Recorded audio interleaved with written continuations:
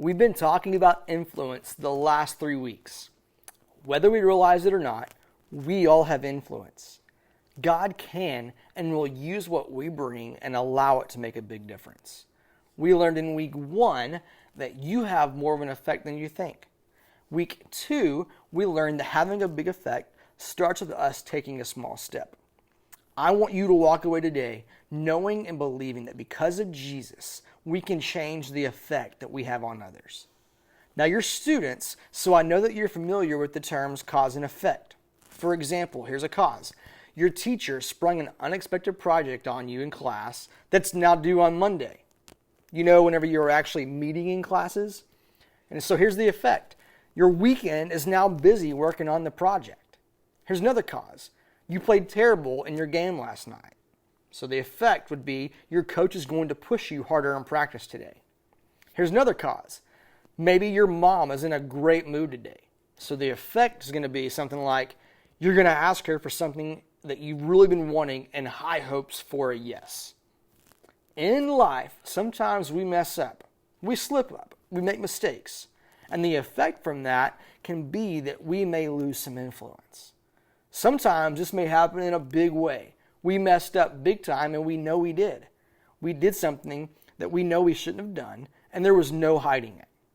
But sometimes this may happen in small ways over time, meaning that it wasn't a one-time big thing that we did, but it was a series of just small decisions and changes in our life. How we treat people can increase or decrease the effect that we have on the lives of others. Here's the thing. Losing influence happens to all of us. And it's because none of us were perfect. We all make decisions that can create a distance between us and the people around us. More times than not, when we feel like we've lost some influence, we kind of just tell ourselves, that's it. That's over. I'm done. In February 2013, we were established as 516 students. God called me to Christ Church a little over 7 years ago, and this is the ministry that came about then. God laid on my heart for us to be a church, a student ministry that brings light. We all know we live in a dark and divided world. Our world needs light. Our world needs Jesus. We are 516 students, which comes from Matthew chapter 5, verse 16. Let your light shine before others, that they may see your good deeds and glorify your Father in heaven. Now, for the past about 6 years, every day at 5:16 p.m., my watch alarm goes off and I say a little prayer for our ministry. That God would be with our students, that we would bring light into our world, specifically our homes, schools, community, and that God would draw our students closer to a relationship with Jesus. Maybe you can partner with me in that prayer every day at 5:16. In fact, if you do, give me a little hand raise in the comments or DM us at 516 students, and I'll send you a little something. Now, maybe we feel like we used to have influence, but maybe we've lost it. The Bible is full of people that have felt that way. But the reality is, they had influence. Jonah, for example, fled from God, but then after spending some time in the belly of a big fish, he later decided to go do what God actually told him to do, and he made an impact. Then there's the woman at the well. Jesus confronted her, and she walked away changed. Peter, who is one of Jesus' disciples, who was all over the place emotionally, denied Jesus, but then turned around and preached about Jesus before a council, and he refused to deny him from that point forward. Here's what I think was true and is true of Jesus. People with no influence were drawn to Jesus. People who were sinners were drawn to Jesus. People who had negatively affected others were drawn to Jesus. Now, I think the same things hold true today. I think people want to do the right thing. They want to do what's good. But I think the majority of people kind of stay away from Jesus, maybe because they think their life has to be just right to come near to Jesus. Now, hear this.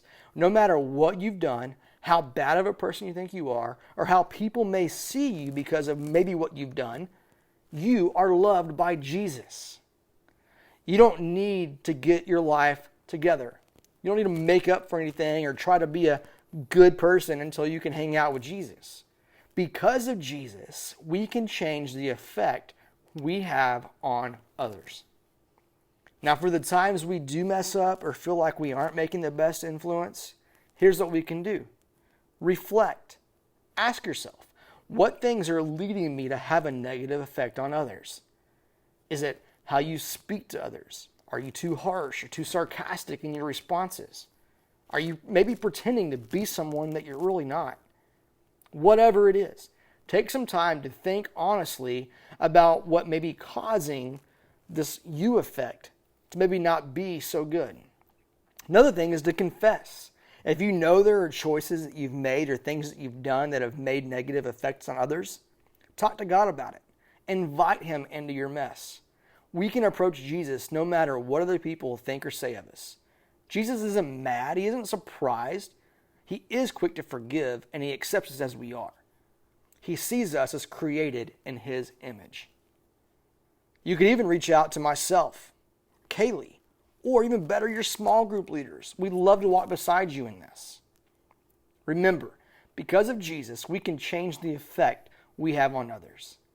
You have the ability to take a step in the right direction. You were created in the image of God. You have influence. And remember this, let your light shine before others, that they may see your good deeds and glorify your Father in heaven. Love you guys, and I absolutely miss your faces.